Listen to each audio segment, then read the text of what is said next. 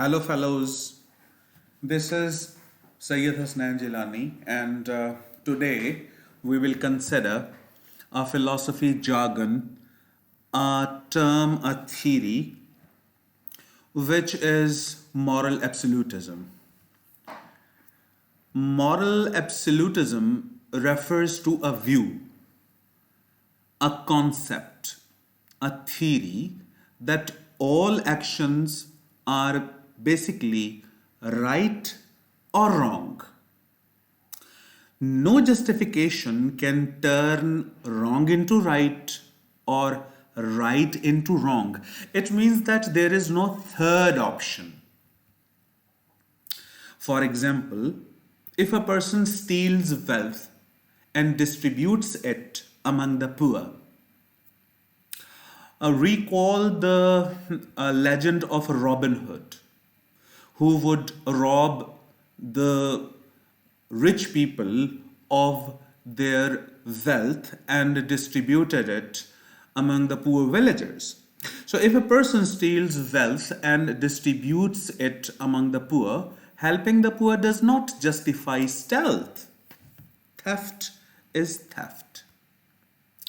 Another example is if a doctor pacifies a dying patient, that the latter means that the patient will be all right. Pacifying a dying patient does not justify lying. Lie is lie. Another example is if Zia abused Akram in the latter's absence, mean in Akram's absence, and suppose Nadeem was there and Nadeem overheard it and told Akram the truth. Afterwards, a horrible fight started between Zia and Akram. Nadeem did nothing wrong because truth is truth. Now let's consider the implication of this theory of moral absolutism. The theory of moral absolutism seems to be ideal in this world of fabrication and manipulation. And let's suppose that if this theory becomes a law, let's suppose if this theory is a law, the words like compromise, tolerance, reconciliation, and adaptability may fade from dictionary. In this case, politicians, on a lighter note, politicians, lawyers, leaders, insurance, and real estate agents will be jobless. But honesty, lawfulness, mutual respect will prevail. Thank you very much. That's all for now. अल्लाह हाफिज.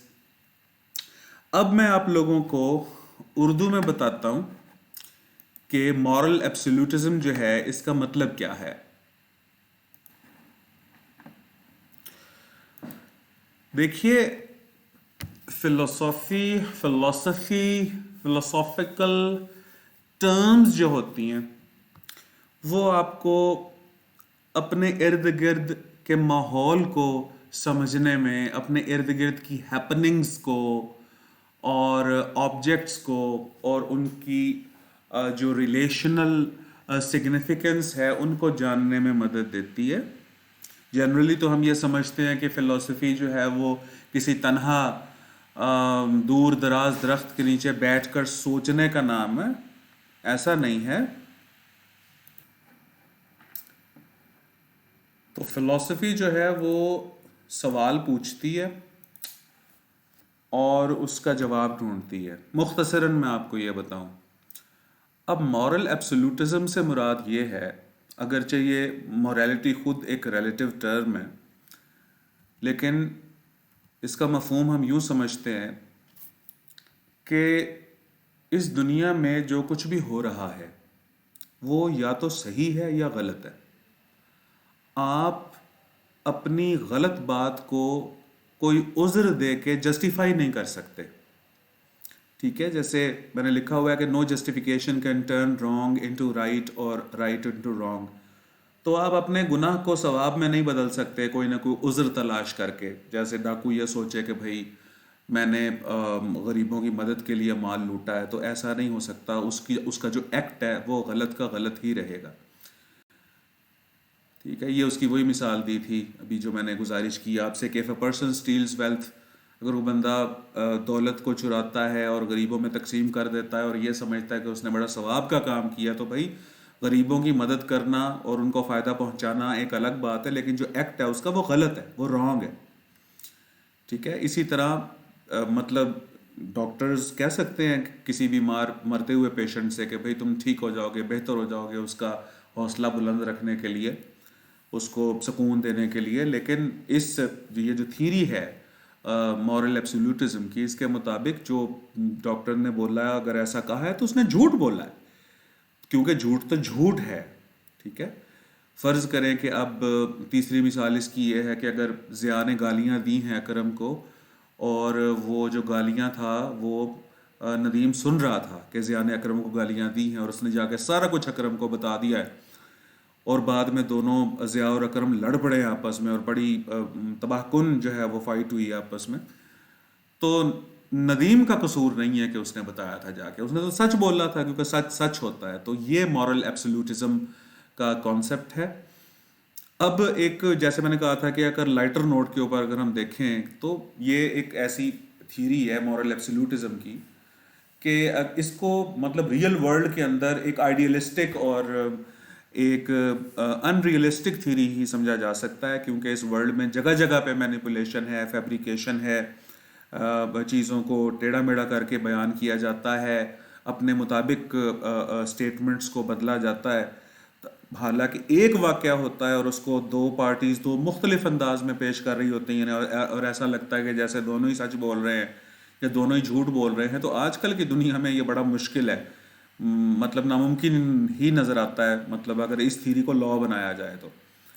ٹھیک ہے، اب اگر لا بنا دیا جائے تو پھر یہ جو ٹالرنس ہے، یہ جو رواداری ہے، ریکنسیلیشن ہے، یہ جو صلح جوئی ہے اور اڈیپٹیبلٹی ہے، جو خود کو ڈھال لینا ہے، تو یہ لفظ جو ہے وہ ڈکشنری سے ختم ہو جائیں گے. کیونکہ یہ مطلب سچ میں جھوٹ کی آمیزش کی جاتی ہے، چیزوں کو تھوڑا سا مطلب لائٹر نوٹ پہ لایا جاتا ہے، تو پھر وہ دوسرے کے لیے قابل برداشت بنتی ہے.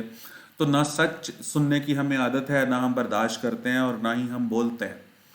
ٹھیک ہے نا. تو اس لیے میں نے لکھا تھا یہاں پہ کہ پھر اگر مورل ایبسولوٹزم کی جو تھیری ہے اس کو لا بنا دیا جائے تو پھر یہ پولیٹیشینز اور لائرز اور یہ انشورنس ایجنٹ اور یہ جو پراپرٹی ڈیلرز وغیرہ ہے، یہ تو پھر جاب لیس ہو جائیں گے، ان کی تو روزی روٹی ختم ہو جائے گی. اگرچہ سارے ایک جیسے نہیں ہوتے، بالکل یہ صحیح بات ہے، لیکن اگر یہ لا بن جائے تو ایک بات طے ہے کہ بھئی جو آنیسٹی ہے، جو لافلنس ہے، ایمانداری ہے اور قانون کی پاسداری ہے اور میوچل رسپیکٹ ہے اور آپس میں جو ایک دوسرے کو عزت دینا ہے، وہ چیز جو ہے وہ پھلے پھولے گی اور بہتری کی طرف جائے گی.